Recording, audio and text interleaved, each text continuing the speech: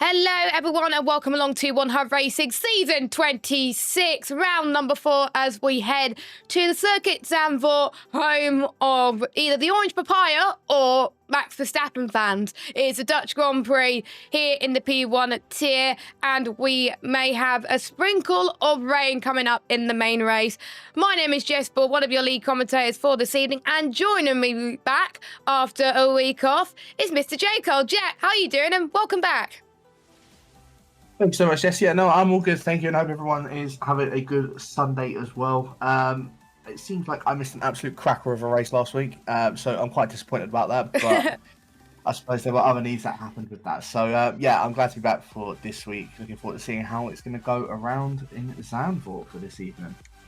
Yes, indeed. 36 laps await our drivers. The last time we were here in the P1 tier, season 24, and it was where we saw Ben Mills take the victory on that one. And a certain Mr. Absolot won there in the P2 tier. Of course, he's moved up into the P1 tier, but yeah, you missed out on a fantastic race last week with Nick taking the win by a whisker to his main competitors. His first win since season 9. I got it wrong on stream, but season 9 was his last win in One Hub Racing, and he managed to top it. He said to me that he was not too confident going into Zandvoort, so he was very glad to get his race victory out of the way in Qatar last week.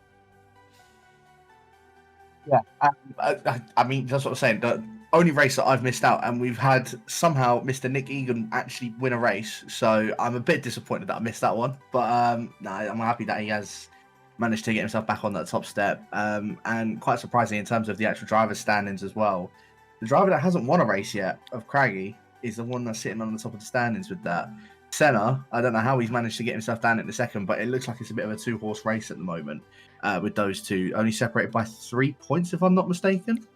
Yeah, 3 points separated between Craggy and Senna. And yeah, I am surprised that he hasn't won a race, but I've made my top 3 predictions for the main race, and I think you have done as well. We both put Craggy in our top 3, but you've put Craggy third. I put Craggy first because I've been watching practice going on earlier, and I sent to Craggy victory because his pace is absolutely fantastic, and we could have a 5th different winner from 5 races. Senna, unfortunate for him, but he did get involved with some incidents which we'll go through in just a moment.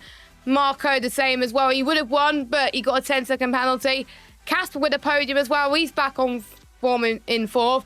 And Nick moving up the standings after his win to 5th place. Lakitu had a good sprint race, Jack, but unfortunate that he got screwed in the main race, unfortunately. But just because you start you win the race in the sprint race, that doesn't mean you're going to do well in the feature, because obviously you'll be starting 10th, you probably get screwed up in loads of different battles that you're not meant to be in and stuff like that. But quite a close championship, I would say. But Craggy is my pick for the win tonight at Zandvoort. Yeah, it's quite close, and like you were just saying in regards to the sprint race, as you say, it flips within the top 10. So with Lakitu taking a win in the sprint race to them starting 10th, it's always going to be a tall order, especially starting at the low end of the top 10 to try and get your way through up into the podium position from that. It's been done before within One Hub, but I suppose around Qatar, it's not the easiest to try and do, especially with the amount of fast corners there are. There's not really many overtaking spots that you can possibly do with that. So, yeah, again, we've got a few more sprint races coming up in later rounds as well, so I'm sure we'll see a few from that as well. In terms of the actual constructor standings, though, I mean, the top 2, you can see it, Aston Martin and Mercedes, tied on 83 points. So again, it's very close in terms of the constructors. Williams in 3rd with 58, and then the Red Bulls and Ferraris, 3 points separating them in 4th and 5th as well. Alpine and Sauber both at the back with 2 points to their name, but we know what they both of those teams are capable of. We know that they can move their way up through that constructors. So any team really. It's only been 3 rounds, and I think we're already starting to see it take shape. But I know you're talking about predictions for this evening. I'll tell you what I have decided to go ahead and put a prediction for. Mr. Callum Unarmed. He has already won a race this season back in Imola. I think he's going to have a 2nd race win for this evening. I think the Welshman is going to prevail this evening, and I think he's going to take the win. I would have put, though, that Senna will be the one on pod because he does seem quite nifty in terms of qualifying.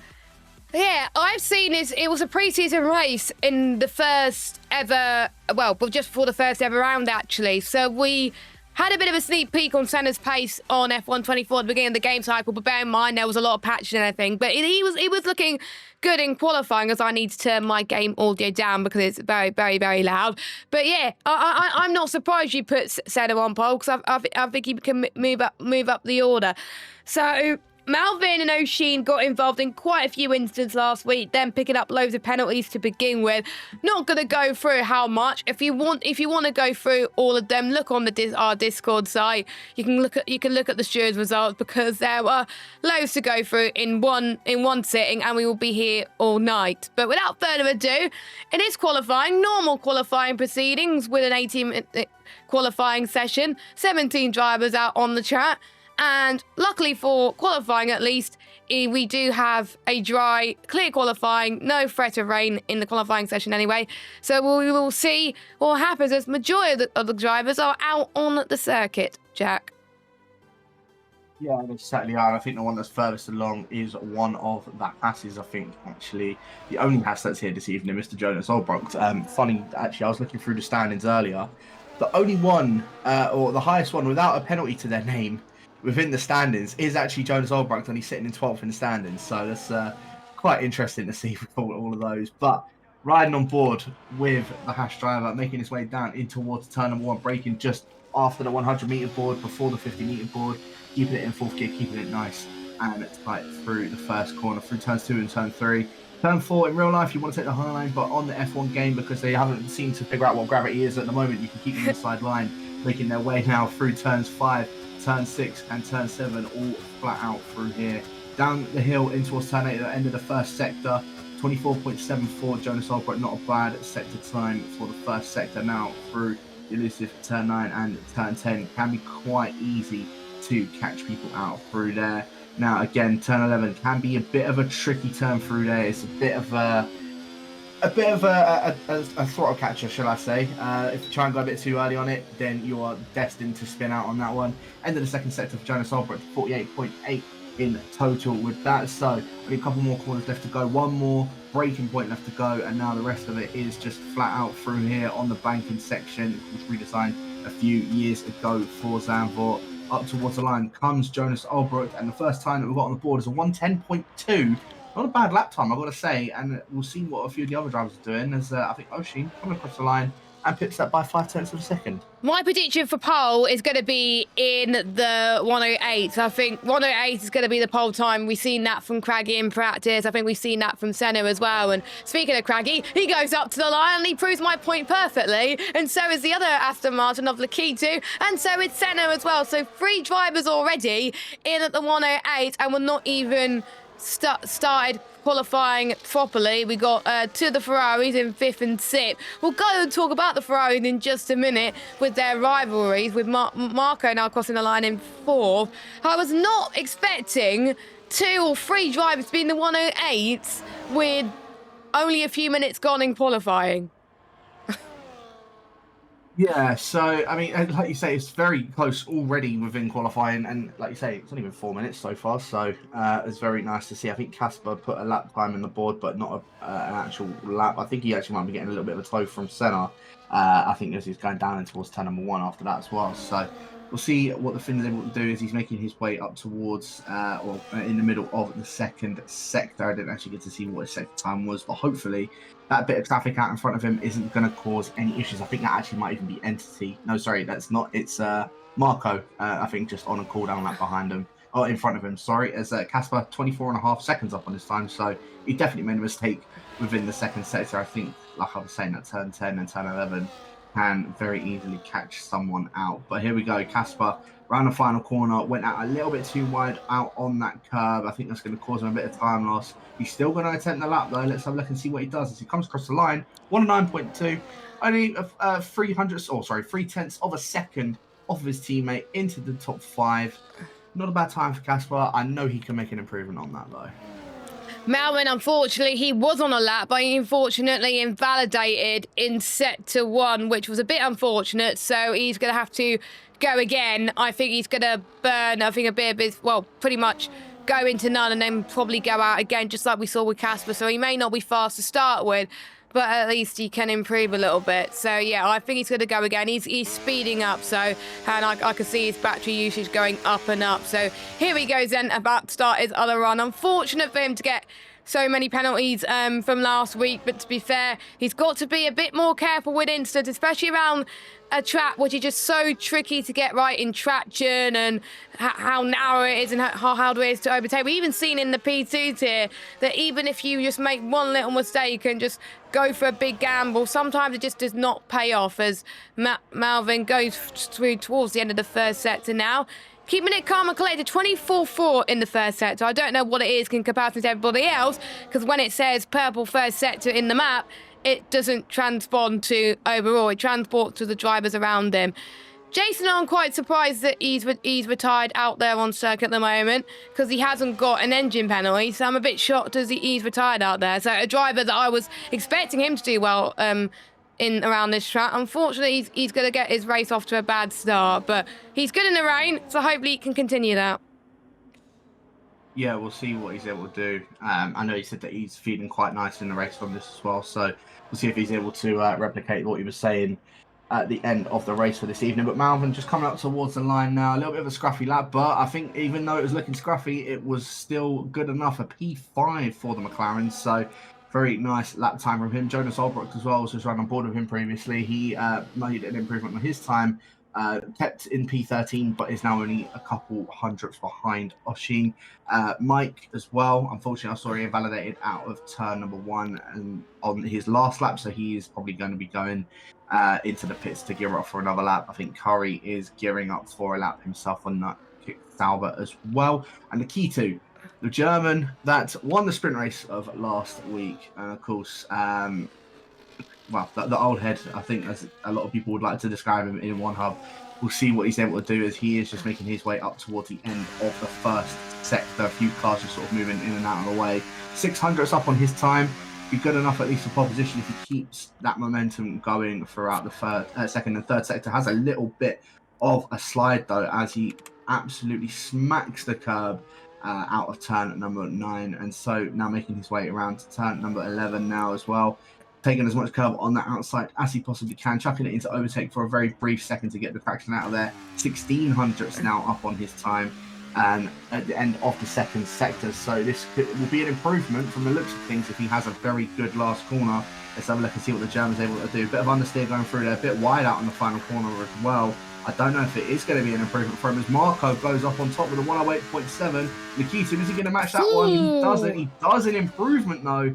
Goes up ahead of Senna into third position. Still not faster than Craggy though, and I can see that we've got Craggy's engineer in the chat who is putting on an unwavering amount of support for his and telling us to shut up in terms of jinxing. Fair enough. I would do that if I was engineering someone and the commentator keeps saying about how good that person is, and I'll be like, shut up, shut up, shut up.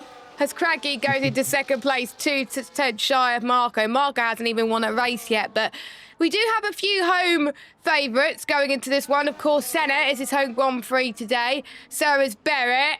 So they're looking to replicate what we saw Max Verstappen do as well. Could we have a home Grand Prix pole from the likes of Senna, or could the Germans upset everybody, or could the Finns from Marco upset anybody? We'll have to wait and see. Barry is just about to start his run as he heads towards turn number 1. A few drivers have been asked about their pre-race interviews on how they were looking going into this weekend.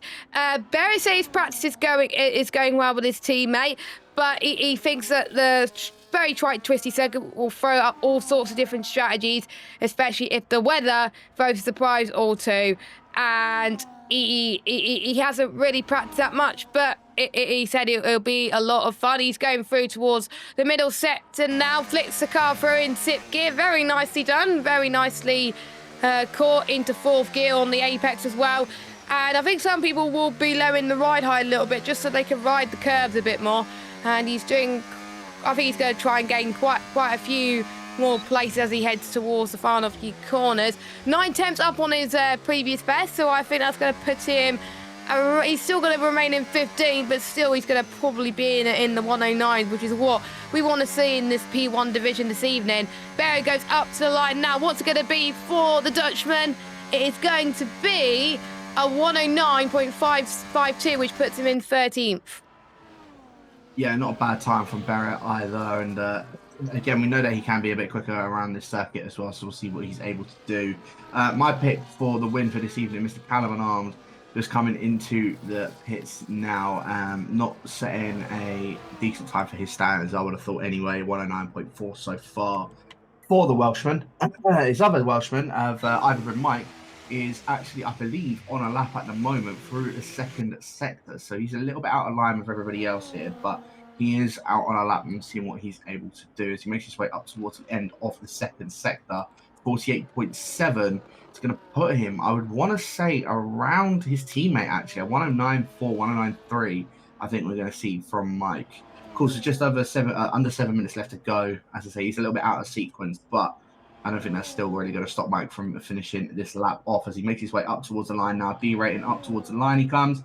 110.2. I think Mike knows he can do a bit of a better lap than that as well. So also just seen Casper made an improvement on his lap. A 108.9 for him as well. So the fifth driver into the 108.9s, and it's very, very, very close at the top here, Jeff. It could go either way, I think, with these guys, with about 5 drivers in the top 5. Let us know in the chat if you're watching who you think is going to take pole position. Good way to see quite a few people watching us this evening as well. Lots of action going on, and make sure you click the follow button as well. So I need to get my notes up. I don't know why I closed it, but I was just checking to see if we had any other pre-race interviews that came up just before my race actually got going. So, but the rivalries heated up this week with 2 of the Ferraris of Lukey and Nick. I think Lukey's out there on a lap, and so is his teammate. So the press called them and saying, well, boys, the ultimate sweats. We're not going to stop calling them sweats, are we, chat? I don't even know. It's been different starts for you both. The question is, do you guys know who's the number 1 within the Ferrari team? Who's the Eddie Irvine to Michael Schumacher 1999 2000 vibes? I think that they're trying to get us here. So Lukey's saying they're usually pretty equal in terms of pace. You can see that in quality in the race. He struggles towards the end of the stint where Nick is better.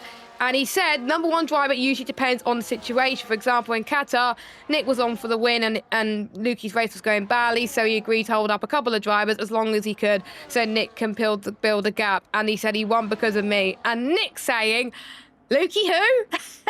Which I found quite funny. That's all he said, Lukey who. So I think without Lukey helping the rest, Nick last week, Nick wouldn't have won that race. So it shows they do work together as a team, Jack. Yeah, no, they definitely do. And like you say, old rivals from previous seasons and one hub to now being teammates. Still a little bit of rivalry between them, but yeah, of course, they're now going to be teammates. They need to help each other out as much as possible to try and get as high as they can in the constructors. And especially for Nick, if he wants to try and use Lewis Hamilton in a Ferrari for when the next game comes out. So I think he's putting the rivalry part aside and just making sure that he's working well with Lukey for this season. I'll tell you who is working quite well around the circuit though at the moment is Marco. 1/10 up on his time, already sitting on pole position, wants to try and build up that extra gap up ahead of Senna. So we'll see if he is able to do that coming around the final corner now, and of course around the banking part of the section, keeping as low down as possible, keeping it in overtake as well. Marco up towards the line. It's an improvement. It's a 108.6, 1.6 for him. Craggy as well is unfortunately a second down on his time, so I don't think there's going to be any improvement from the Aston Martin. But the other Aston Martin of Lakitu is coming into the pits, so no improvements for either of the Aston Martins. 3.5 minutes left to go. They've still got enough time to get themselves out and go for one more run. Yeah, I think we will see quite a lot of drivers rushing out of the pit lane with 2 minutes to go because it is a short run. You can get quite a lot of laps done in this qualifying session, so Craggy, my pick for pole is in 3rd place. Your pick for pole is down in 2nd place. So we're not that far off, but we are seeing more people finishing off their laps at the moment. We're seeing Casper, Entity, Malvin, and Atslot going out very, very early.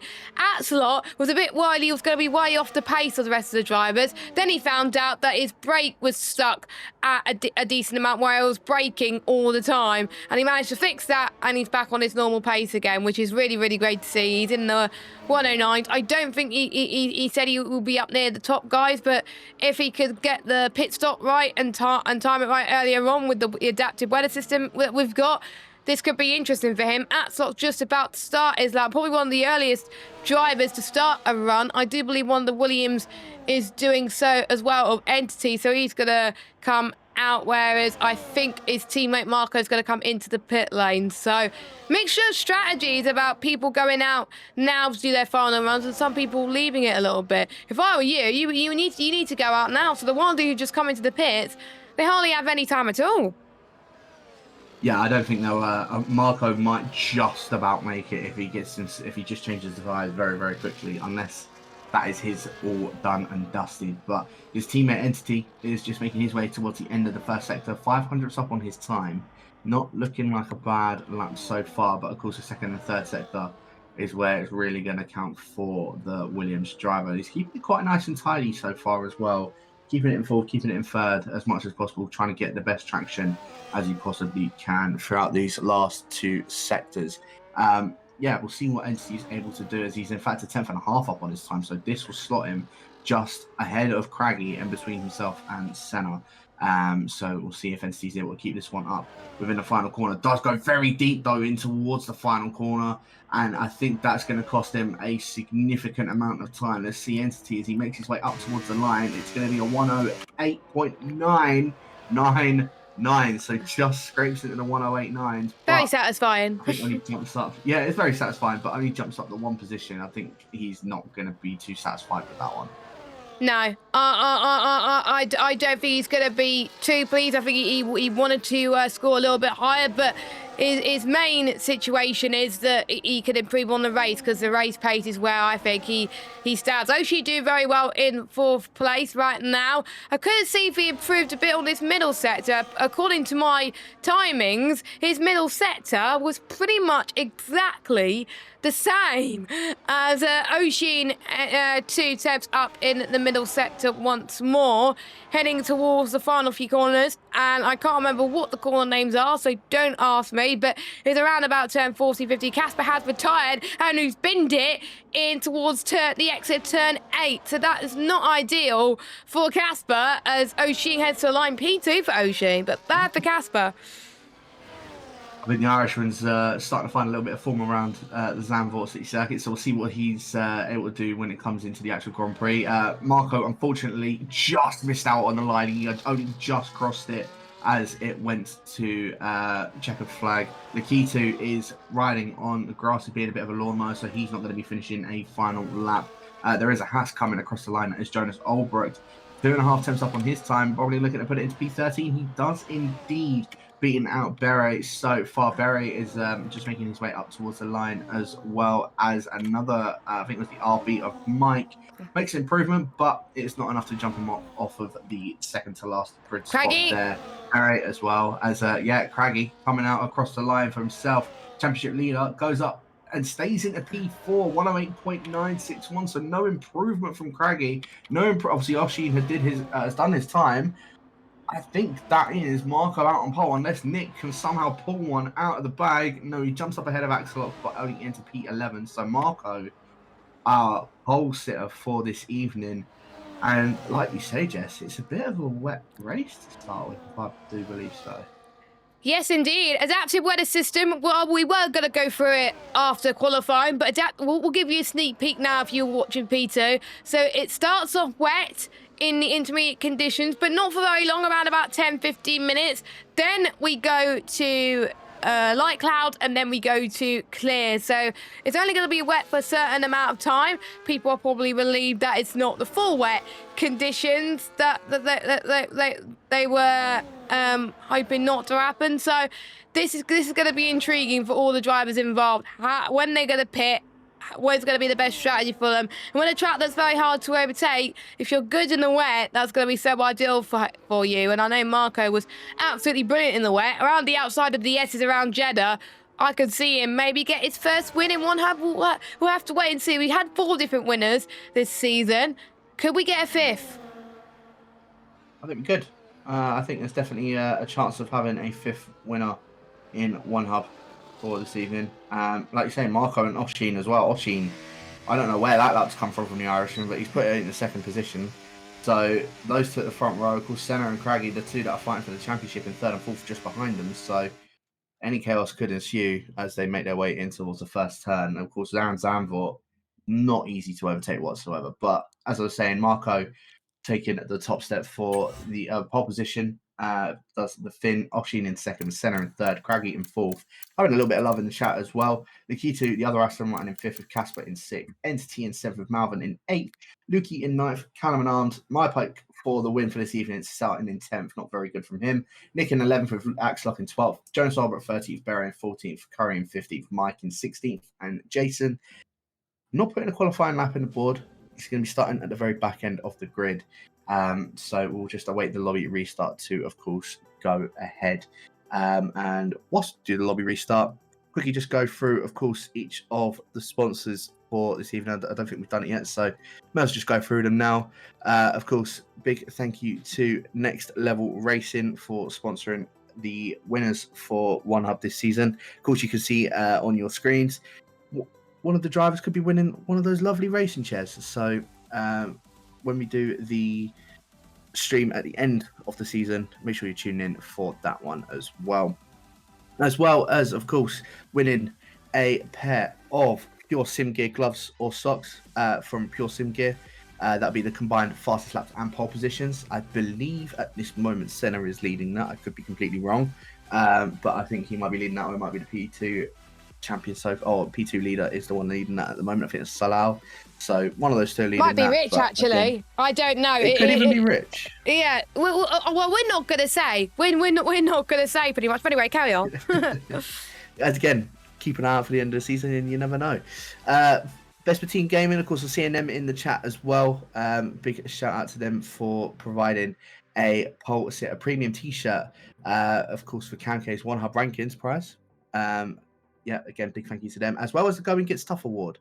For the Guys That Gets Tough award, of course, meaning the guys that don't end up finishing on the podium within the season, or if they do complete all their pre-race and post-race interviews, as well as attending all the races during the season, they get put into that pot for the Going Gets Tough award. And finally, of course, our lovely hosts at SimGrid. Without them, we'd be using these Google document forms, which are just a bit of a pain to use. So a big shout out to SimGrid, of course, for hosting the One Hub seasons throughout the past 5 or 6 seasons now. So obviously very happy that we're going to be that we're working with them. And I say big shout out to all of our sponsors as well for providing all of this for One Hub throughout the season. Thank you very much, and we got it done before the actual race. So because we got quite a bit to talk about. So thank you for all of our sponsors. Without our sponsors, we wouldn't have One Hub Racing, and we wouldn't be able to go racing and provide you some lovely prizes as well. So very, very good. I know some people last week were saying, could you record the dummy races, please? I can't, but maybe next time. Maybe next time. But there we go. These things happen. But I'm keeping my eye on the P1 Championship again to look at the performance, what we saw from Marco. I'm quite surprised Marco did not take any race win at all this season, because he was one of our fastest drivers in qualifying night, and he's only down in 3rd place. It was very unfortunate in Qatar due to his penalties, 10-second penalties. Without that, he would have got the race win. I wish I could change my prediction, Jack, but I can't. But I think Marco could be the favourite to win the race if he could get his wet pace under control, which he did in Jeddah. So I could see him putting a huge threat to the likes of the home favourites of Senna and, of course, our championship leader, Craggy. Yeah, Yeah, you're right. I think Marco is definitely one to not be slept on, not just for this evening, but throughout the whole of the season as well. I think he's definitely one to be a championship contender, especially if he does put it on the top step tonight. He chucks his hat right back into the ring. Of course, One Hub is only a bit of a, I think it's like a 9 or 10 race championship, so they do need to, 12 race championship, shall I say, sorry. So they do need to try and get the best results as much as possible. Yeah, I think Marco is definitely one we can't sleep on. Craggy's not one that we can sleep on. Senna isn't one we can sleep on. There's a lot of drivers that are within here that you just, that they're going to be trying to prove themselves early on, trying to throw their hat in the ring so that they can get a bit scared of the other ones, or make them a bit more scary to the other ones, shall I say. So we'll see if they're able to do that throughout the rest of the season. Like you say, there's been 4 winners already so far. Let's see if there's going to be a 5th for this evening. We are just, of course, waiting for the lobby to get themselves going again, get the grid all up and running. You said you wanted to change your prediction. Who's going to get chucked out of the top 3 then? Hold on. I need to actually scroll down. I actually forgot who I predict. I think it. Well, I know it was Craggy P1. I know it was Entity P3, and then it was Senna. I would move Entity out of there and put Marco, Craggy, Senna.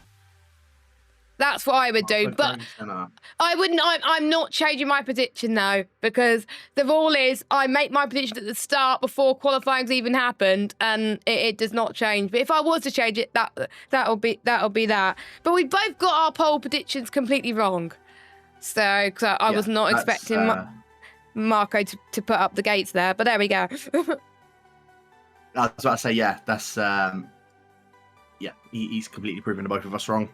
We said Senna and Craggy, they thought they'd be the safe bets, but I mean, yeah, Marco and Oshin as well. Let's just talk about the fact that Oshin has managed to put it into 2nd position. I don't think we've actually given this guy enough credit for that. The fact that he's put himself into 2nd. Casper's even said in the Discord chat that that was his PB that he did, and it's only put him in 6th position. So to show the level of competition for this season and within the P1 tier, I think that's proven it, considering that Casper was the runner-up to Tony last season. So a lot of people would have thought that, Casper would be the one that would be going for the championship for this season, but not to say that he isn't, but there's definitely a lot more competition than he thought that it was going to be for this season. But if I had to change mine as well for predictions for this evening, Mr. Callum and Armed, I think, was a little bit of a disappointment in qualifying. Yes. It's not easy to overtake around here. So I would put Marco.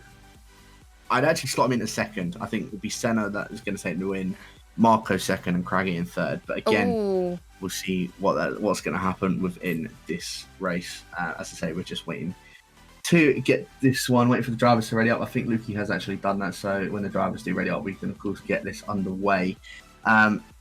You said it's going to be inters at the start. This, of course, is a mandatory 2-stop race. In the P2 tier, what was it like going from the inters to the drivers? What did the drivers go straight to the mediums? Did they go to it was? I think everyone went for mediums, and we had a safety car. So I think pretty much when the safety car got called and it was dry, everyone pitted for mediums, which threw the strategy out a bit. There were some gambles and. But I think majority of people pitted around about the same time, which was around about lap 7, lap 8. So I think some people would go for the softs because they can make the softs last a long time. I would either go into mediums if you want the undercut, but if you think you could take mediums like 17, 18 laps, go for softs at the end. They could last 10, 11 laps easy. Maybe go on that. So I think we could see our first race of the season where we could see one of the most open strategies. And Zandvoort is one of those tracks where the softs can last a very long time. But there's no point being on the softs if you can't overtake. So, but softs at the end especially, which is why I made a mistake and I felt guilty for doing it. It's about a second or two a lap if quicker than the medium. So if like there's a safety car towards the end, go on soft. You're going to be about a second or two quicker than the ones on the mediums. Yeah, no, I agree. I think I just caught the end of the P2 tier as well, and I think correct me if I'm wrong, I think J-Luke was on the softs at the end. Photo finish Quinn. almost. So, yeah, exactly. So I think it is proven the fact that the softs, I think he was already doing them on about 11 or 12 laps as well. So yeah, I think the softs aren't a tyre to be slept on. I think there's one of the tracks where they aren't a tyre, where they're a tyre that can be used a decent amount within the race as well. So see if anybody is able to incorporate that strategy. But yeah, it is absolutely chucking it down. It looks like it's actually almost borderline wet conditions as opposed to intermediate conditions. I think it is still just at our inters, but I won't be at all surprised if we maybe see one or two of the drivers even end up going for a set of the wet tyres just to start with, because it looks awful. Honestly, driving at the start on those intermediate conditions was, yeah, it was rubbish. I did get a bit of front wing damage, but that kind of helped me in the wet because it kind of made the car a bit stable again. But you really want no damage at the start, and I think we're going to see quite a bit of chaos into turn one for people near the midfield. But if you're near the front, it's really going to help you quite a bit going into it. And there was quite a few people that were asked what they were hoping for in terms of weather going into this. We're saying Lukey saying dry with 3 capitals there. Atslot saying last time out it was dry to wet and he won in P2 tier. Casper prefers a dry weekend. Car feels nice with dry setup that he managed to figure out. Nick was hoping dry. He hates the wet. I can understand that, but he's getting better. Barrett saying rain, so I expect him to do quite well around here. I got a question. I'm expecting this the answer I'm going to give as well. When it's starting rain and most of the race on dry, surely you want to stay on a dry setup because otherwise you're going to struggle within the dry period. So if I were you, just gamble with a dry setup at the start and make sure you can just survive those next 7 laps until it is dry enough to put the mediums on. I would agree with you. It just depends on how long it's going to be raining within the race. Yes, you could go with the dry setup, just up the front wing a little bit, and then when you come into the pits to change on a set of dries, you can just put your front wing height back to where it was for a normal dry setup as well. That's always the alternate option. Like I say though, it just depends on how long it's going to be raining. I don't think, as you say, it was raining that long in the P2 tier anyway. So I'd expect quite a lot of these guys to go on a dry setup for this evening. But let's have a look. In terms of the tyres, everybody is on a set of the intermediates. So that, again, it doesn't surprise me. I thought someone might have tried to go a bit bold and go with a set of the wets at the start, but I think where it's going to dry up quite quickly, that doesn't surprise me at all whatsoever. So yeah, I think this is going to be quite an intriguing race. I say Marco leading the way, Oshin in second, Senna in third, and Craggy in fourth. Again, those two behind Marco and Oshin. Of course, Marco and Oshin, you know, Marco's sitting in third, but Oshin sitting a decent amount down the order. I think the Irishman's going to want something to prove. He wants to try and see if he can get the best start ahead of Marco sitting next to him. Same with Craggy. I think Craggy's going to look and see if he can get a better start. Of course, leading the championship at the moment, yet to have a race win. We could potentially see him win it this evening. Yeah, I'm still predicting, I think, Craggy to win it, mainly because he had such good pace with Callum on arms in the wet period at the start, and he was able to continue the pace like at the start with the dry conditions as well. So I expect him to do well. I expect a lot of these drivers to do well. Jason said his race pace was looking quite good, so he's expecting to climb his way up the order, and he's so good on the wet. So don't watch out for him. Don't forget one thing I forgot to say, Malvin. He has got an engine penalty, 10 places, so he'll be starting at the back of the grid because, of course, he's taken his engine. I think it was just his engine penalty, so you have to take his gearbox a little bit later on in the season, which is 5 places. If I was a driver deciding an engine and grid penalty, I have to do it anyway, I wouldn't have gone for Zambor because you can't overtake and you're going to get absolutely screwed. But we have seen in the P2 tier, like we were saying, Quinn started 14th. He managed to finish, I think, 2nd or 3rd with an engine penalty. So it is doable. So Malvin's probably look to the P2 race with a bit of hope, knowing that one driver who had an engine penalty climbed his way up the field to get onto the podium last time. But over to you for the start, Jack. Yeah, so we'll see who's going to be able to get the best start as much as possible. We've got someone saying Nick for the win. Of course, we've got some love for Craigie in the chat. Jason as well, saying time to get my first points and make some overtakes. Colin saying Senna is my punt, but Craigie is close behind. So we'll see if they're able to replicate that. But for the 4th round in the One Hub Season 26 tier, the lights are out and away they go. Marco getting a very good start. Same with Senna already alongside Oshin. The same with Craigie. Craigie trying to go up the inside of Senna, but not going to be able to do anything about that. Senna, in fact, running out a little bit wide out in turn number 1. Marco is the one leading the way. Senna and Craigie, the 2 championship protagonists, side by side, going through turn number 3 now. Senna's going to have the inside, but Craigie is going to have the better run on the exit of turn number 4 on that banking part, and he does manage to get up ahead of Senna. So Craigie now up into the podium position. Senna now down into 4th. Meanwhile, a little bit further behind, Axelot moving up ahead of Nick. Nick dropping back a position. Entity also dropping back a position. And Malvin, from the back of the grid, is already up into 12th position. So what a start from the McLaren with that engine penalty. Amazing start from him, actually. I don't think he probably could have gotten any better if he had tried for a second time. Lukey up into 7th as well, trying to challenge up with Casper. In fact, Callum and Arms looking to see if he can go for a move on Lukey, but not able to do so. It looking quite clean throughout the start here, but Marco already almost building up a 1 second lead up ahead of Oshin. I think Oshin holding Craigie up just a little bit, and if he's not careful, could end up losing Marco out in front of him. But Marco leading the way, Oshin in 2nd, Craigie in 3rd. Couple little changes here and there, but pretty clean throughout the field. Yeah, pretty clean throughout the field, as we saw Jason making his way through the field up into 13th. So he'd had a good start as well. He followed Malvin through because those 2 started near the back of the grid. So you could see Marco and Oshin pulling away just a little bit, but they're all within that same train. As I think we could see the likes of the Ferrari trying to go for the move. I believe that was Nick, and was trying to go for the move. Well, we can see NC and Malvin going side by side towards turn number 3 as Jason tried to take the high line through the banking, trying to go around the outside. Couldn't quite do it. No, it wasn't Jason. It was NC, I think, as well. So NC and Jason trying to make loads positions in this race. It's really great to see lots of people go for really brave moves. Let's just hope that it pays off for them later on in this race. No DRS, remember, so all they're going to rely on is slipstream, and they all seem to be doing well. A lot of sliding from all of our drivers, so quite a few people seem to be struggling up there towards the back at least. Mike, bless him, unfortunately struggling. He hasn't had much practice around Zandvoort. I don't think he's ever raced a race around Zandvoort, and he's doing decently to keep up within this train. Luckily, he's not falling away that massively right now. So there we go. We are about to see when the rain's going to dry up, but it's still raining quite heavily, so I think we're going to be here a while.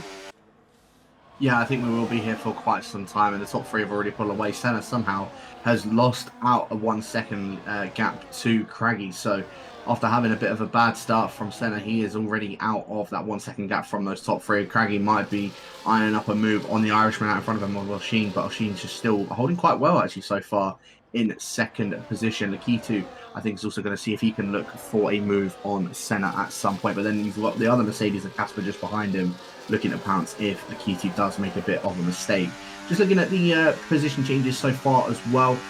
Senna and Craigie, of course, they had that change of position on that first lap, and Senna, in fact, actually dropping back now 1.6 seconds. So I wonder if Senna is carrying some form of damage from the start of the race, or might have just hit a wall or something, because he is really struggling. Or might be, like you say, dry setup, and the guys up in front might be on a wet setup. You never know. Again, it just depends on when the rain is going to stop out in this circuit. Lukey, Callum and Armed, Axelot all moving up their position as well. Nick keeping the same position. Malvin, like I say, up 6 positions from the very back of the grid. Might even be looking for a 7th position here because he's going side by side with Nick up in towards the end of the 2nd sector. There's been a spinner behind. That is Jonas Albrecht, unfortunately, but Malvin going around the outside to have the inside part of the chicane. Nick, last week's race winner, he's holding it around the outside though. He's going to have the inside for the final corner. Malvin, is he going to be able to give this one up? No, he keeps it around the outside. Nick backs off of that one. Malvin now up into 10th position. And now Nick is also getting pressured by Entity as well, making their way around the final corner. Entity looking to see if he can maybe go for a move, both using overtake to try and stay up ahead of one another. Entity looking to see if he can go down the inside of Nick in towards turn number 1. He's going to go for that move. He tags the back of Malvin, but I think he might get this move done. Nick trying to hold that around the outside now allows Jason to see if he can go for a move. So Nick, unfortunately, losing up 2 positions in the Round space the of a couple outside, corners, Jason! and could potentially be losing a 3rd, as Jason, I think, is just going to have to slot in behind Nick so far. Callum unarmed as well, all over the back of Lukey. Lukey, I think, is just being a little bit of a barrier to the RB. Oh yeah, I think the RB struggling a little bit. I think both RBs are struggling a little bit there as try to get past their respected drivers. As Callum almost got past Lukey now. I think he seems to have way more traction in the wet compared to Lukey. Don't forget, Callum did win in the wet conditions around Jeddah, so I would expect him to improve a bit more, but he just can't overtake. I found it in the wet as well. Even though you might be faster than one other driver, you just can't seem to go past right now, as we've got a 1 second gap between Marco and Craggy. Marco is absolutely loving those conditions. I was riding on board with Craggy and Ocean for a little bit as they were trying to go for the move in front, and I have to say, everyone going for moves is absolutely insane, as I doubt there's much moves happening right now as they're trying to just find their feet and trying to make sure they survive these conditions, as this rain is going on for a bit longer than expected, as Jason almost got past Nick there, couldn't quite do it. Nick unfortunately has broken out of the DRS train, so Jason is going to have a huge advantage in these next few laps trying to get past Nick. Yeah, he certainly is, and we'll see if Jason is able to. In fact, he's actually so close to the back of the Ferrari, but he's not going to be able to go for anything. And Nick, like you say, is just a bit of a sitting duck at the moment. Both Ferraris look to be a bit of a sitting duck at the moment. Lukey's still getting pressured massively from Callum and although he looks like he's dropped off a little bit from the back of the Ferrari.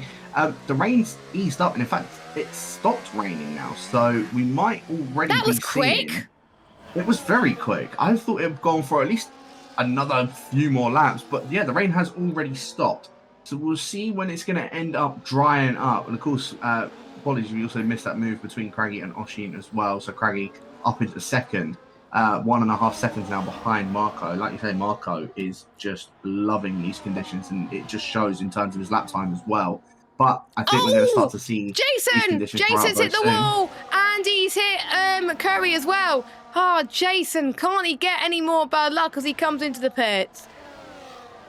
Very unfortunate for Jason. He said he wanted to try and move up a few positions in this as well. Same with Curry. Curry, of course, a bit of a passenger with that. So both going to be having their front wings changed. And in fact, Jason going on a set of the dry tyres. So he's going to be the first one. And same with Curry. Both of them going on dry tyres to start with. So we'll see what their lap times are going to be in comparison to everybody else out in front of them, and if it's going to be the appropriate time. It already looks like it is pretty dry now as well, so I'd be assuming we're going to see quite a few people making their way into the pits at the end of this lap, as Lukey and Callum are both side by side of each other for this 7th position, and the Welshman looks like he's going to stay up ahead of the Brit in the Ferrari behind him, although Lukey's going to see if he can maybe try and go for another move back on Callum for that position, but no, the RB does stay up in P7, so he's moved himself up a couple of positions as well. Marco, let's have a look and see, is he coming into the pits?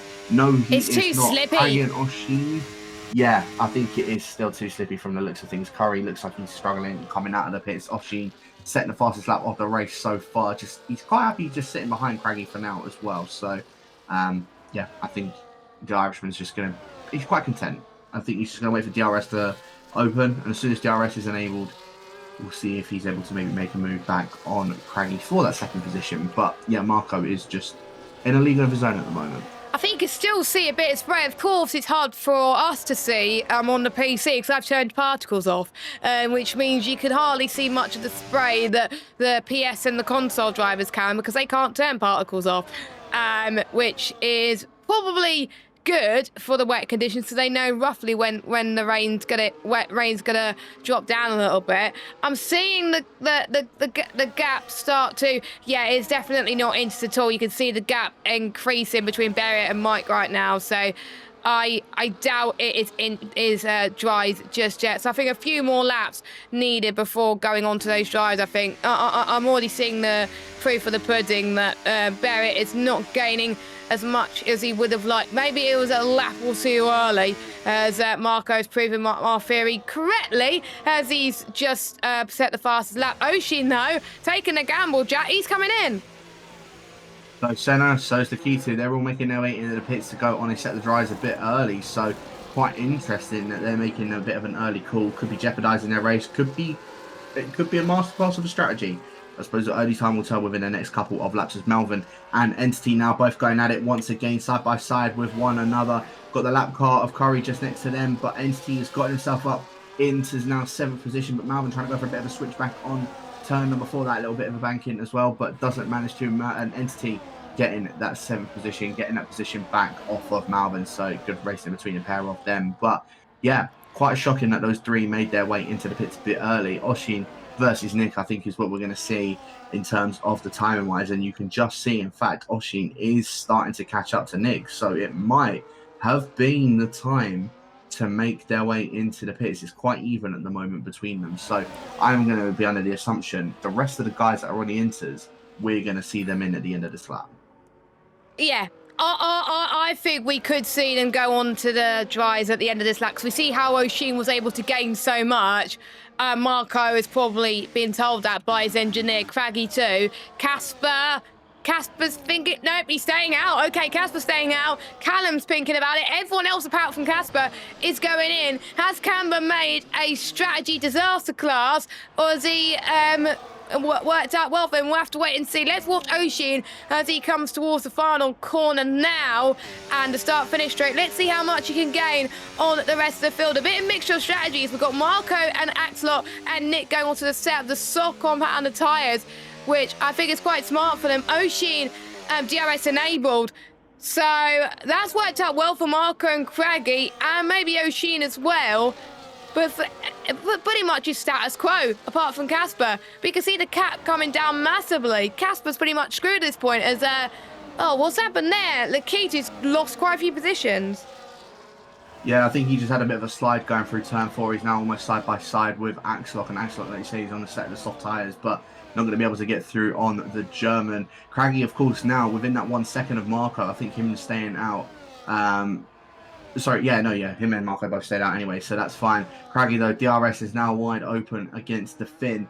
And I tell you what, Casper hasn't really lost that much time on those inters, staying out 1 extra lap. I think it wasn't a bad call from him, but I'm just quite surprised he didn't end up coming in at the same time as the rest of them. But I think he's going to lose out quite a few positions just from staying out 1 extra lap. But again, we'll see where he ends up coming out, maybe around sort of Malvin and Axelot kind of territory. But yeah, now Marco going to inherit the lead. Craggy, of course, still going to remain in second.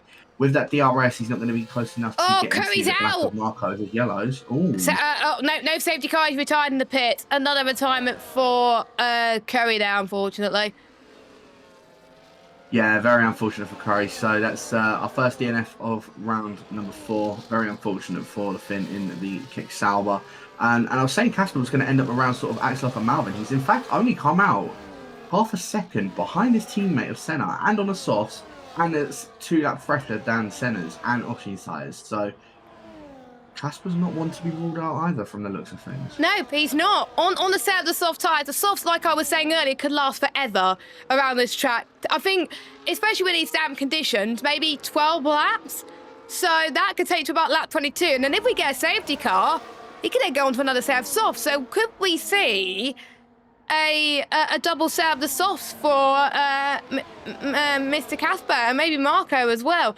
I think the soft runners are in a very good shot. Shame about Nick, who's lost quite a few places, but everyone else is now on a set of the medium or the soft compound tyres. It's Craggy to the inside, DRS enabled, DRS powered, and he has taken the lead of this one. Brilliant stuff.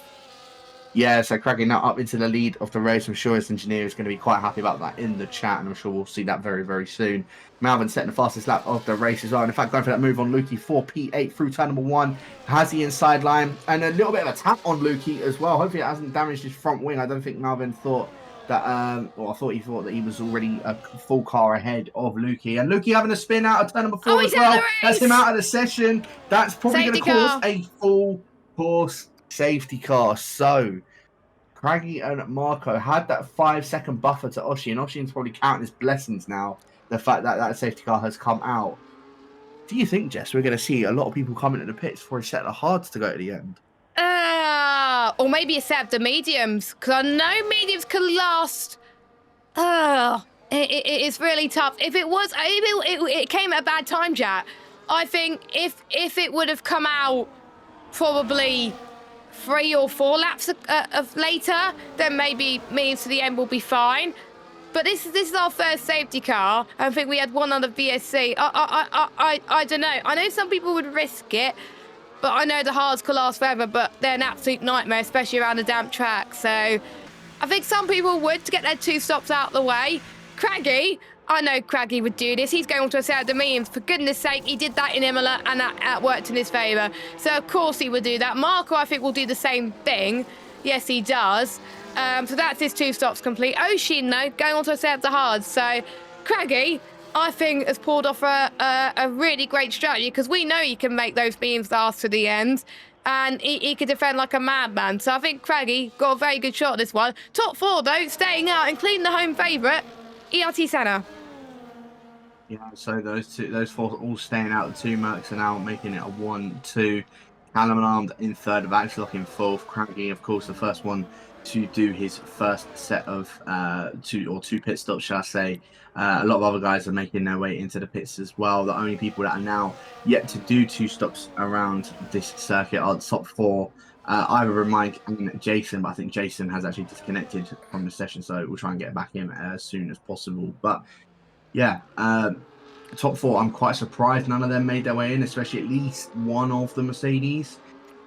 I think they both might have shot themselves in the foot by not coming in.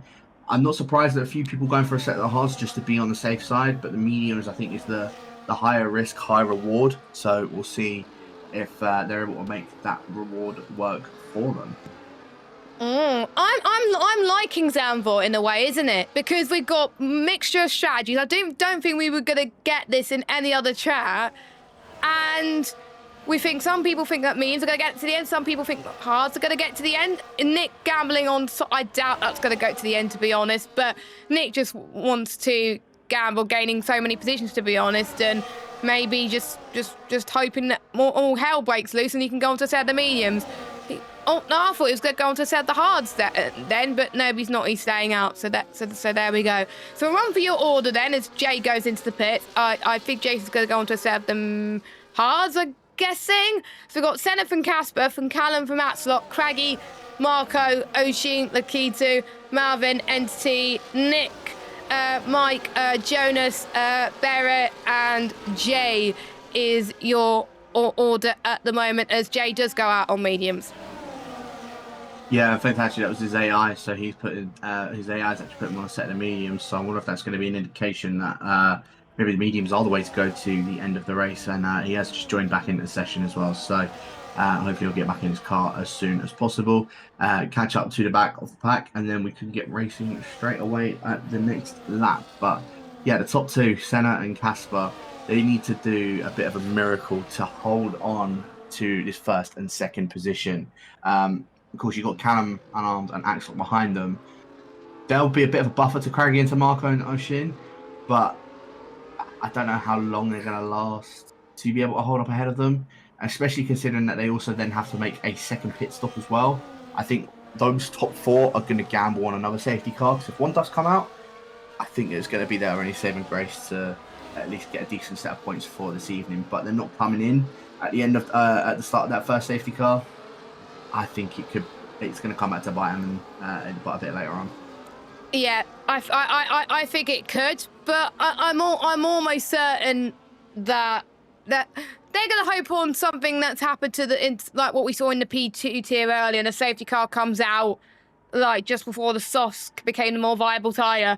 I think they're going to hope that happens. We only had one safety car, so it could happen. They were probably watching the P2 tier race very, very well.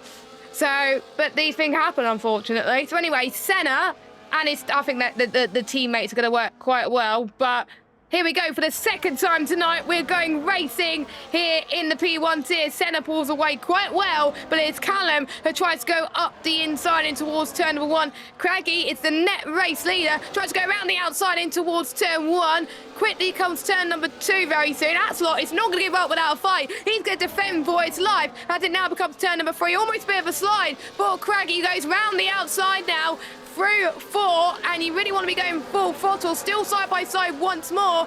I think this is going to be the move that he's looking for. Around the outside, go Craggy. Can he do it? Yes, he can. Craggy takes the net race lead into 4th place. What's the great side by side action there from Craggy? The annoying thing is, though, he's almost lost touch to Callum and Armed in front, though. But what a move. Yeah, it certainly was, and Craggy had a bit of a moment as well, and it keeps on saying there's another safety car, but it's not actually the case, as Craggy has a bit of a moment and is now lost out that 1 second gap to those top 3, and Axel was looking at a move again on him, but ends up staying up ahead, so he's up into 4th. He's got that 1 car buffer between himself and Marco. Of course, Marco being another one that has made a pit stop onto those mediums, as Beret and Mike side by side of each other once again, and Mike having a little bit of contact with Beret, and that's him into the wall. So Mike, how's he bit still of wing in? Damage. I don't know. How's he still in this race? I don't know, but at least he can pit onto a set of the mediums which can take him to the end of the race. So at least hope is not lost. As Marco, on the other hand, also trying to get past a really hungry Axelot. Pretty much the Sergio Perez Ministry of Defence Axelot is trying out at the moment, which he's doing quite well to keep in touch and distance of this, even though he has to pit. But Marco is not going to be happy that he's got Axelot trying to defend this one, and he's going to be out this DRS train once more. So we got Senna from Casper, from Callum, from Craggy, from Axelot, from Marco. Marco is a net second with Ocean 3rd. As you can see, Marco trying to go for a move towards turn number 10, and it works perfectly. So Marco up into 5th. He needs to chase down Craggy for the net lead of this race, but he's within outside DRS, so he's got to manage his ERS effectively in order to do that. Yeah, Axelot just made a bit of a mistake on those softs. I think he got a bit too early on the throttle, and then it just caused him to have a little bit of a half spin. So Marco now up into 5th position, but I don't think it's going to let Axelot leave him lightly on that. So we'll see, is he able to go for a move down towards turn 1? He's going to go for it, going down the inside in towards turn 1. Marco probably wasn't expecting him to go for it. A little bit of wheel banging between the pair of them. Axelot holding it down the inside for turn 1, going to have the outside for turn 2, to have the inside for turn 3. Bit of wheel banging still going on between them, but Marco now a full car length up ahead. That's caused Marco to lose a bit of time to Craggy as well, and Craggy is also closed up to the back of the top 3 now, so he's now got, it's basically a swap roles between Craggy and Marco from when it was raining at the start of the race. Marco now has that 1.8 second buffer to catch up to Craggy, and Craggy is just going to be happy sitting behind his top 4, just getting that DRS and just pulling away much more that he can ahead of Marco. But if he stays behind these lot as much as possible, they could be slowing him down and allowing Marco to close up to the back of them.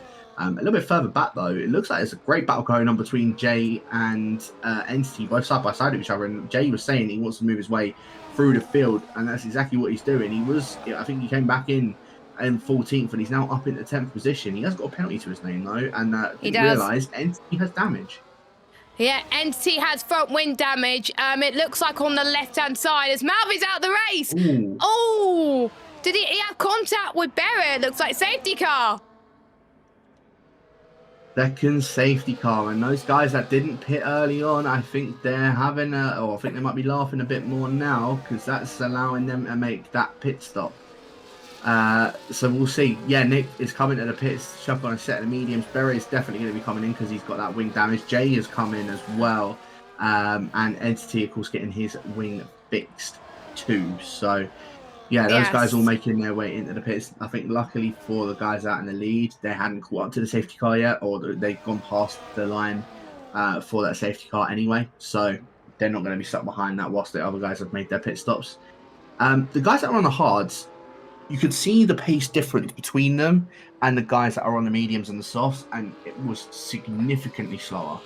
So I won't be at all surprised if we see the likes of Oshin, the likes of Jonas, come into the pits to chuck on the mediums and go to the end. Like you say, Nick and Entity have done that the same with Beret. and those mediums can definitely go at the end by now. So I won't be at all surprised if we see them make their way into the pits. Yeah, I did exactly the same when this safety car came out. I was like, just go in, because the undercut is just so powerful that if there's no more safety cars coming out, you'll just lose so much time if you stay out. And that's exactly what the front two are. Well, not everyone's doing it. Craggy obviously staying out, so is Marco. Pretty much everyone that hasn't stopped is going in, so yeah, very, very smart move for them, and we will see what they can do. And yes, everyone is going on to a set of the mediums. That's exactly what I would have done. If you got a spare set of mediums left, go on it. Jay is going on to the hards because Jason has got no mediums left, it looks like, whereas everyone else has got their mediums left. They could do so. Callum going on to the hards. The thing is, though, because the weather came out so late on in the day, they didn't have enough time to figure out which is the best strategy, and they may not have time to practice during the week on how long those hards and mediums could last. Mediums could get to the end quite comfortably. Hards can get to the end from like that too, but they're an absolute nightmare to control sometimes. I don't know why Callum's gone on the hards, to be honest, but they think the mediums are going to go off a cliff towards the end, but you never know. But I do believe, let me just have a look, stops-wise, everyone has done their 2 stops now, so we don't have to worry about that. With Jay, the leading one on 3 stops, and he's somehow in 9th place. Yeah, not a bad result for Jay so far, and I think, again, that could only sort of extend the fact that he's got a 3-second penalty. I think he needs to try and get away. The only problem is him being on those hards. The rest of the guys, everyone else around him being on the mediums, so I think we might unfortunately see Jason just sort of fall through the field. We'll see though. But yeah, Craggy now of course going to be leading the way, Marco in 2nd and Nikita in 3rd, Oshin in 4th. I'm surprised the Irishman didn't come in and change those hards, because that's now the fact that everyone around him, other than Callum and Arm, on a set of mediums. I think Oshin's just going to be dropping back, unfortunately for him. I think he's made a bit of a wrong strategy call. And I think the 2 Aston Martins and the Williams are just only going to be getting away from him. It's just dependent on when Senna is going to be able to get up ahead of Oshin in terms of that as well. And if Callum and Arnd is able to try and stick with Senna on those hards, if he does, towards the end of the race, I think the Welshman could be in for a decent shout of a top 5. Yeah. Top 5 is really possible for some of these drivers, because I think everyone is pretty much equal in terms of pace here as well. So I don't know how it's going to all play out. My predictions have changed like a drop of a hat. Because Senna's on fresh tyres, with how powerful the fresh tyres is around here, I think Senna's going to win this one. I think Senna has a very good chance. Axelot has a good chance. Casper, Nick as well, last week's race winner. Jonas Olbrit, Jonas Olbrit, Jack, always likes to be flown under the radar. He got another great points finish last week. I think he finished 7th once again. Could he finish 7th once again? He seems to be settling very well in this tier, not made too many mistakes, and he's on the fresher rubber. Safety car's in this lap. I'll let you take this restart because I took the last one. Yeah, we'll see if he's able to make his way up in the 7th position as well, like you say, on the fresh rubber, so see if he's able to move his way up into that. But like I say, Craggy, the one that's going to be leading the safety car restart. We saw Senna going about 30 miles an hour or 50 kilometers an hour for Europeans out there, and we'll see if he's able to go as slow as Senna. I think he's going a little bit faster than what Senna did. But when is Craggy going to opt to go? Is it going to catch out Marco? Is it going to catch out Nikita? Craggy has now gone on the banking, and it's caught Marco out slightly, but not too much. In fact, if anything, Nikita is close to the back of the Williams. He's going to opt to go around the outside. Marco covering all of that inside in towards turn number 1. The Finn holding that one quite nicely ahead of the German, and now Nikita having to hold on to 3rd position as Senna trying to go side by side with Oshin through turn number 3. Now I'm going to hold and see if he can go around the outside for turn 4. Not going to be able to do so. The Irishman covers that one off well, but Senna, the better traction on the fresher rubber and on the softer rubber, not able to go for a move on the Irishman either. Going to have to stay behind him for now is the Dutchman, so we're going to see if Senna is going to be able to get past Oshin. But look at that, Craggy moving already 0.6 of a second up ahead of Marco Lakitu as well. Also starting to get dropped slightly from the fin out in front. As a little bit of a move going on behind there. There's Entity and Jason both side by side with one another. I said if you're on the hards, you're going to start to lose positions. And Oshin has just proven that one right for me. Senna now up into 4th position. The Irishman now down into 5th of Oshin. Callum Anand, he's managed to hold on to 6th, to be fair to him. Oh, Jonas! So far, as Jonas is disconnected. Ah, Jonas, what have you done? Luckily, he can rejoin the session because PSN groups I know are quite good. He can rejoin, so hopefully he can. But that's my commentator's curse done and dusted for today. That's up, guys, go around the outside. You can see Casper trying to follow Axelot through as he can make it free, winding towards turn 2, maybe. Nope, he's not. I don't think he's going to try and go for a move there. That is not going to work out, unfortunately. But fair play to the likes of Oshin and Casper for keeping it steady. Casper's going to try and go past the pair. There may be almost a bit of a switch back. No, that's not going to work, I think. He's being a bit... I think he just wants to get the move done because he knows he's going to fall out of the lead DRS train, and he knows that he can make those tyres last, whereas the likes of Lakitu, Marco and Craggy, they got to get those tyres down to the end. And no, we're not at a safety car. It's just a game liking to say that there's a safety car, but there isn't. So there we go. Senna, on the other hand, purple middle sector, trying to sneak in past the Lakitu. Oh, if I were him, I'd just wait until the next DRS straight because that's where you're really going to gain it. So 5th gear, he goes through there.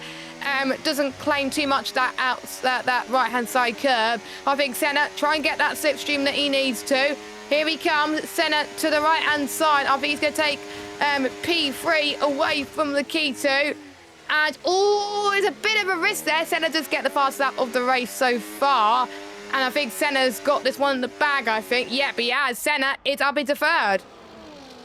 I just was watching on board of Marco as well. He slightly backed off onto the back of Craggy, so he's playing the DRS chicken game ahead of the Aston Martin, and I think he's now going to need to start being a bit concerned of the Mercedes that's now just behind him, because he had Lakitu behind him, but he was about 7/10 of a second behind, so he didn't really need to worry about him too much. But now that he's got Senna behind him, who's charging his way through these top 4, I think Marco's going to need to try and opt to go for a move on the Aston Martin. Otherwise, Senna's going to look and pounce on that opportunity as soon as that arises to him. Top 4 completely broken away ahead of Axelot now, who's actually gotten past Callum Nanda. Didn't manage to see that one. Oshin now sitting in 7th. He's got to try and hold off the likes of Nick and Casper behind. Casper, by the way, is dropped back behind Nick. I didn't even get to see why he dropped back behind Nick, but he's lost that position out to him.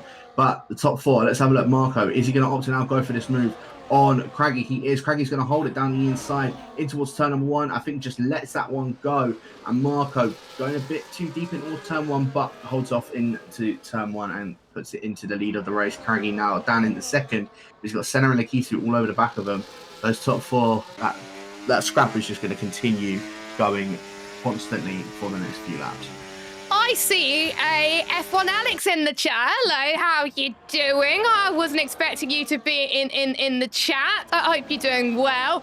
Another person that's supporting Craggy. We have the Craggy fan club, it seems, at the moment, and he's doing quite well. And I was the one who predicted Craggy for the race to win today, and he's doing quite decent. But Marco's pace is incredible. But Woo's pace is also incredible. Is Senna on the back of Craggy on the fresher rubber? I think Senna's going to do exactly the same as we saw, I think, a lap or 2 ago, and try and maybe get the lead of the race, because he's right on in touching distance with these two as well. I think this last safety car has not helped the ones who pitted under the 3rd safety car. They were probably hoping that there was no safety car. Here comes Craggy to take the lead of the race. Is Senna going to follow through? The answer to that is no. He almost got past Marco, actually, but Craggy takes the lead of this Grand Prix, and that was a very crucial move, because otherwise Senna would have got past him. Yeah, it certainly would have been. And Callum Ananda has also gotten back past Axelot, so he's now back up into 5th position on those hard tyres. Oshin now down into 7th position, and having a bit of a tank clapper as well. It's going to allow Casper to go side by side with him, going through the S section, basically just keeping your foot to the floor. Casper gets out in front of him, a bit of wheel banging, and I think that might be a bit of wing damage also for Oshin. I think he did go into the back of the fin in front of him, so hopefully it hasn't given him too much wing damage, but it looks like his wing's fine. However, I did see quite a bit of bodywork that was flying off of Daz. So hopefully it's not Casper getting rear wing damage. And hopefully Oshin hasn't got himself any front wing damage, because on those hards he had a very good start, and unfortunately he's now down into 9th position. Oshin almost got attacked by Entity there going through the end of the S's. Wow. Yeah, he certainly did. So he manages to hold on ahead of the Williams, but again, back towards the top 4. Marco now going to go have the DRS and get that one done maybe on Craggy. Senna's also going to try and follow through. They're going to go 3 wide in towards turn number 1. Senna having a deep on the inside. They are all 3 wide into that. Senna holding it down the inside on Marco. Both side by side now, go through turn 1, turn 2 and turn 3. Senna gets the double overtake done, and into the lead of the race goes the Mercedes. This is why he was the one that was leading the championship for the first few rounds. Craggy dropping down from 1st down to 3rd position. Marco now up into 2nd position himself, and Craggy down into 3rd. Lakitu is just watching on, hoping that something else is going to happen so that he can snatch a couple positions up ahead of the guys in front of him, hoping that it's not going to be his teammate. But contact between all 3 of them, making it 3 wide. All can we see Stu's report? Like we could potentially see one. Yeah, I think we could. We did see a Mercedes just about in P2 win the race. On his return to One Hub, could we see another Mercedes victory, which will look good with our One Hub Racing driver rankings, hosted by the amazing Cam K. He says we don't give him much love with the rankings, and this is pudding of that. Mercedes are doing well in P2 and they're doing well in P1 as well. So, here we go. Marco's going to try and get the move again on the pair of them. Can't quite do that. They're not going to give up. And look at the key to all of this as well. And guess who might join the fray very soon? Callum Unarmed and Axelot. If these 4 keep squabbling, your pick a winner, Jacob, may not be out of the question yet. May not be. However, on those hards, it's looking less and less likely, if I'm honest with you, but there's definitely still a chance of him taking a win this evening, being there for him, as well as Nick setting the fastest lap on the set of the soft. I just realised he also made an early pit stop as well, so not sure what's happened to Nick. He's on the set of the soft. He set the fastest lap down in 14th. He will, of course, get the extra point for being outside of the top 10 and having the fastest lap as well, but the top 4, they're starting to lose out, like you say, to Callum Unarmed. They're all on 14-lap old mediums, other than Senna, which is probably why he's managed to get past them. We've still got another, just under over 10 laps left to go. And I think Callum Unarmed, he's almost within the 1 second. I think those mediums are dying out for these guys out in front already. Yeah, I think they are. Because they made the same mistakes I made in the last race. As Senna goes defending from the outside, I was seeing Casper trying to go around the outside of Callum Unarmed towards T1. Somehow they're both ghosted, which is weird. But Callum tries to defend for his life, which he does very well. Oshin is back in this as well. Oshin's got to be careful not to be drawn in to this fight too much, not cause too much incidents like he did last week. By the way, Mike's on course to be getting his first and some more points in One Hub, which I don't think you'll be expecting after what's happened in this race so far. By the way, Axlock, who was having brake problems earlier on today, if he keeps this up with the pace he's got, he could be on for a podium. Oh, Lakitu just had a spin out of turn, just going in towards turn number 11. He's had the spin. The German is now out of that fray for the top 3. Axel moves into 4th and Callum moves up into 5th position. I don't know what had happened to Lakitu there. I think he just lost it under traction. He didn't look like he was going for a move or anything like that. And I think the German is going to be kicking himself at that. He had an opportunity of a potential podium. He's now only just about scraping himself some points for this evening. Senna is going to hold it and go defensive on the inside. Craggy not close enough to capitalise on opportunity ahead of Senna and Marco. As Callum and Arm getting the move done on Axlock now into 4th position on those hards. And those hards, I think, they're going to start to come into their own, especially up against those guys that are in front of them as well. Oshin doing quite nicely on those hards as well. 16-lap old hards. He's a little bit of a tank slapper.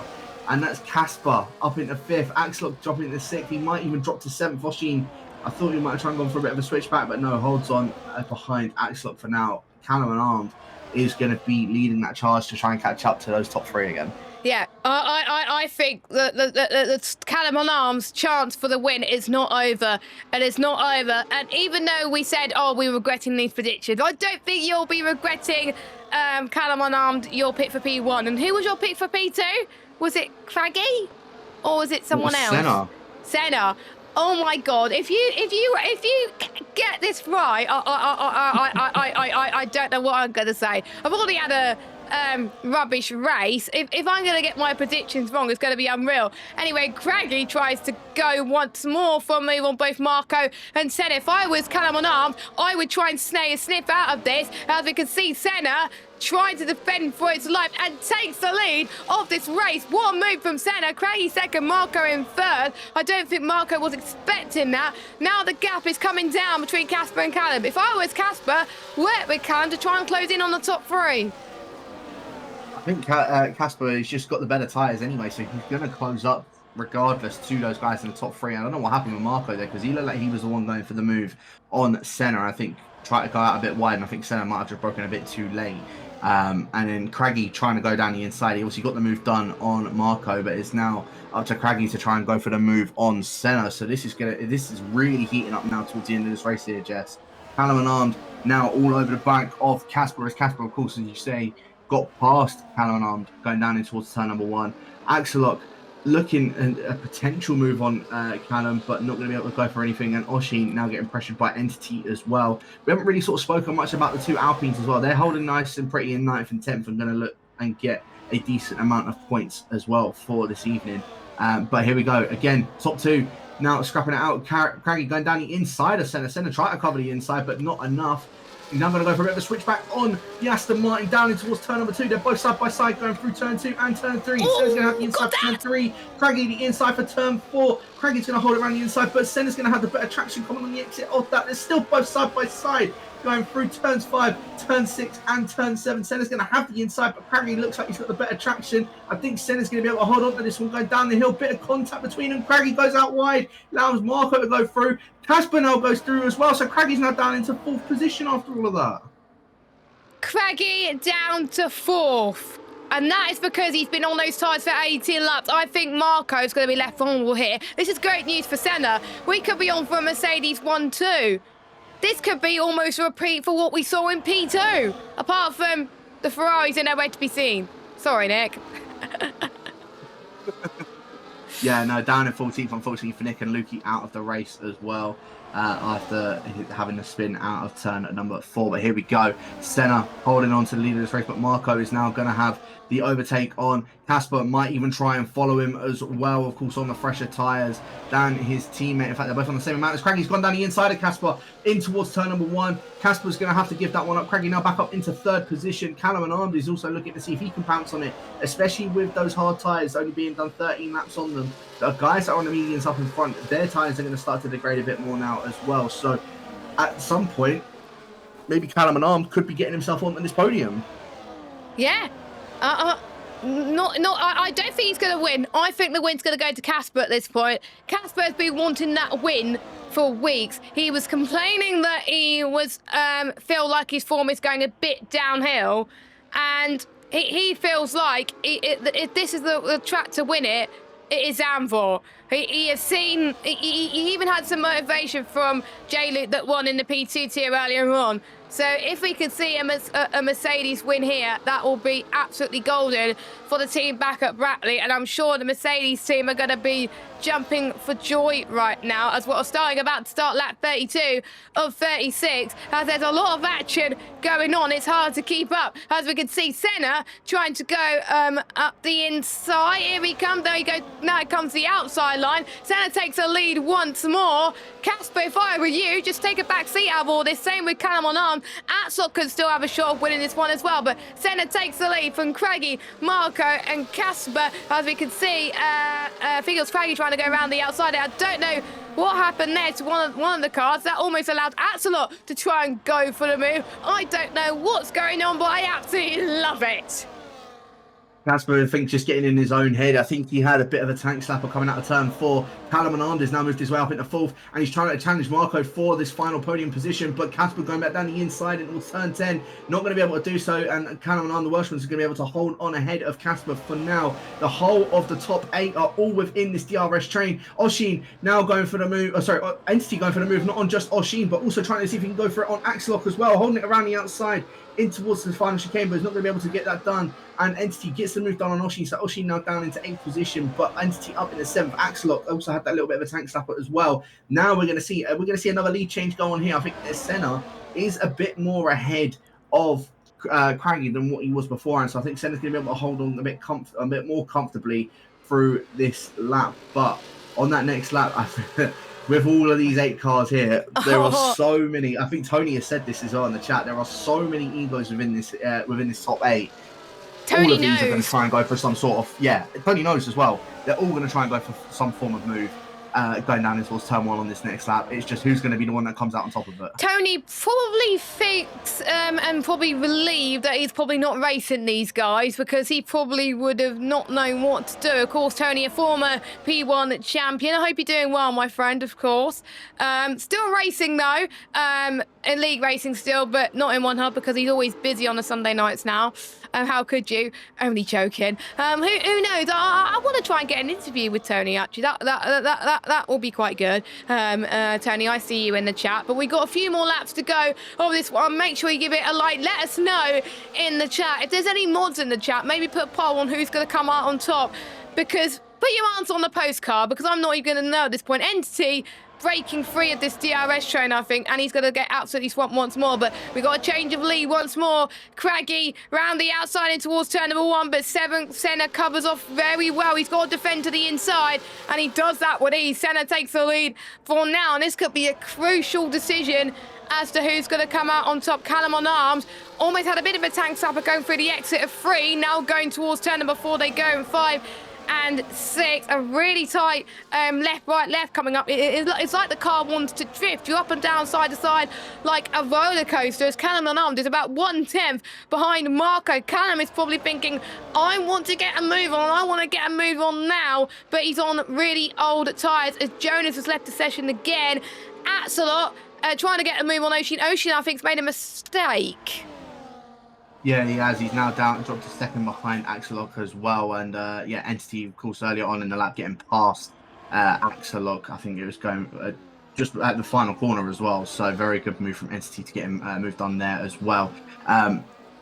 Craggy is looking to see if he can get any way past Senna. He's built up the ERS to be able to just chuck it all down in this straight now. He's gone down the inside to have that lead of the race. Is Marco going to try and follow suit? though? No, he's not close enough. Is Callum and I'm going to try it on Marco though? No, he's not. He's not close enough to being able to go for this move. Casper also just remaining calm and sitting behind these guys so far. Entity into 6th, and Aslop has dropped out of DRS from those guys, so it's now the 6th. It's just so hard to overtake. Battling it out. It really is. Around this circuit is the main 1 DRS zone. Oh, there there's are Mike. 2, of course, as Mike getting a move done on Jason now up into P11, so an extra few more points for the RBs. I think they'll be quite happy with that one. But Craggy now leading the way on the penultimate lap of this race, and Senna, I think he's probably in the best position at the moment, sitting behind someone in 2nd position with a DRS. I don't think Marco, I don't think Callum and Arndt are going to have an answer for it. However, maybe they're all building up Casper. their ERS. As here we go. Casper maybe looking to see if he can go for a move. I think he's, if anything, he's love tap on that one. That was almost a love tap from Craggy, and I think I just realised we timed this wrong in terms of who's covering the final lap. But so I do the first half, you do the final half. How about that? We didn't work this out, did we? This was so chaotic. But on the final lap of this race here at Zandvoort, absolutely crazy stuff. Senna tries to go around the left-hand side towards T1, absolutely perfect, and tries to make sure no one would have a sniff. But Craggy is looking for his first race win in one hub. Senna is looking like he's going to have a repeat winner at his home Grand Prix. Wouldn't that be amazing? Callum looking like to have 2 race wins as well. As Craggy trying to sneak it around the outside and towards 7. It'll be really risky if he could do it. Oh, contact between the pair of them. This could invite Marco Cam into this. Jacob, take us through the final half this lap. I'm trying to go down the inside of Marco. He has a bit of a tap on him. He's now ghosting through, but I think it's allowed Entity to get himself up into 4th position. He's gotten past Casper. He's gotten past Callum and Arm. They're going 2 by 2. Nova's arcing it through the rest of this lap. Senna is the one still leading the way. Craggy is behind him. Craggy is going to have that DRS leading down towards the line. Axelok and Oshin both side by side of each other. A little bit of contact between them as well as Oshin picking up a 3-second time penalty. But coming around the final corner, Senna is leading it. I think he is going to be taking it. I think he's gotten the big enough gap of that. Coming up towards the line now, Senna at his home Grand Prix will take the win this evening. Craggy will take in second and Marco will take third position. Entity came out of nowhere after that contact between Callum and Marco at the bottom of the hill, and Entity has managed to scrape himself up into fourth position. Callum, on those hards, fair play to him, ends up taking fifth in the end. Casper, again, I think is going to be massively disappointed in himself with that and taking sixth. Still a very good fight though. Axelok taking seventh and Oshin, I think that's a bit of a disappointing race from him, but taking eighth position in the end of all of that. But what a race that came to end there. It almost ended in a pile-up between a lot of them as Casper, I think infuriatingly for him, ends up leaving the session, and a fair play to him for that one. But wow, what a end to the race that was for there, Jess. Yeah, even Lukey that retired from the session found that quite intense to watch as well. Yes, we found it intense to watch in the commentary box, but that does unfortunately end our our winner streak, because we were on 9. We were on 9 out of both tiers. We were hoping to make it 10, but Senna managed to make our first repeat winner of season 26 across both tiers. One in Imola, and there's one at his home Grand Prix at Zandvoort. And what a way to do it, with a fantastic helmet, by the way, which looks absolutely beautiful. And he's done it. He's proved us both wrong. Didn't take pole, but he didn't necessarily need to take pole. Senna takes a win. Craggy again second. Always a bridesmaid, never the bride. Maybe next week in Las Vegas could be the golden boy for him. Marco in third, Entity fourth. And we got Callum, Casper, Axel, Oshin, the key two. Barry scoring some decent points at his home Grand Prix. Fantastic stuff. Then we got Mike getting points. Fantastic stuff. And Nick is 12th. He's a final point scorer and gets the fastest lap from outside the top 10. And then we got Jay, Jonas. And I didn't see what else was there because my screen went away pretty quickly. But what a race. It was hard to keep up in the commentary box. And Craggy said in the chat that he lost his ring last lap. I think that the order that we see at the moment, it may not be the order we see after the stewards have a look at it. I don't think it will be either. I think it's going to be, there's definitely going to be some stewards inquiries going in. We saw a plethora of them last week, and I won't be at all surprised if we see a multitude of them this week. So we'll keep you guys updated for that when we do go towards Las Vegas for next week. Driver of the day, Jess. I can't really call anything, if I'm honest with you. I know it's quite tough. Maybe we should ask chat to pick a driver of the day. Only joking. Oh, I think this is hard. I can't remember if I went first last time or not, but I bagsy Nick last week, so I'll let you go first this week.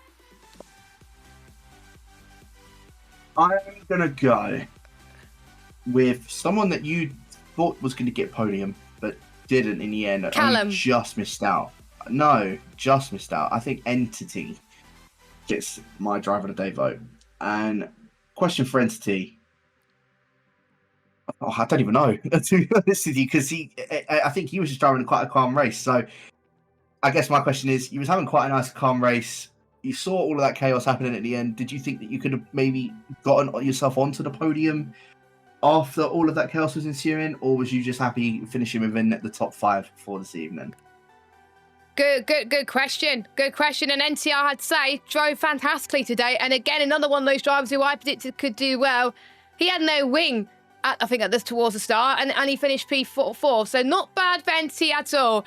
Now, my driver of the day winner has got to be, it's got to be the home favourite. It's got to be, I'm not sure if he's a championship leader going into next week. I think he might be if I do my maths correctly, but it's got to go to Senna. Kept it calm, kept it composed, timed the overtakes perfectly. He knew he had to get the overtake done on the final lap, and he did it. There was a bit of contact towards the end, yes, but I think it was just rubbing and wheel racing that could be allowed. It is hard to tell, but my question is, How does it feel to win your home Grand Prix at such a time where you think you could win your first championship? So that is my question there. And obviously, you always dream to win Monaco and also your home Grand Prix, and Senna has done that, making it 2 wins for him this season, and I believe he'll be the championship lead. Any thoughts going into next week? We got a sprint race, and we're at Las Vegas next week. How is that going to fare for all the drivers? Well, if you thought that it was going to be tough to overtake around here, I think Vegas is the complete opposite, and especially with that long strip with the DRS getting enabled there, I think we're going to see overtakes galore. I don't even want to try and attempt to call who's going to win that one next week. I think we just have to wait and see who is going to end up taking that win. But there's been some hard racing this evening, some very fair racing though, and I think we're going to see that throughout the rest of the season. I bring it on. Yeah, bring it on, I think, for next week, Las Vegas, 9th of March, the second sprint race at 7 p.m. UK time.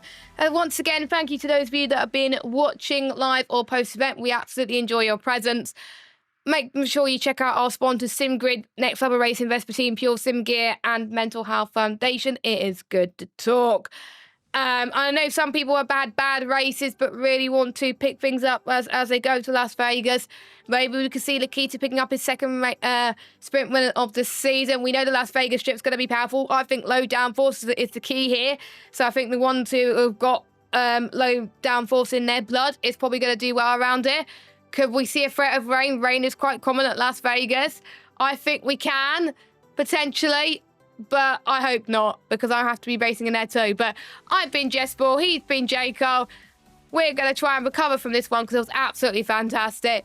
We'll see you same time next week. And Mike and Colin will see you at 5 p.m. UK time next week for P2 tier around Las Vegas. So have a good evening, everyone. Speak to you soon.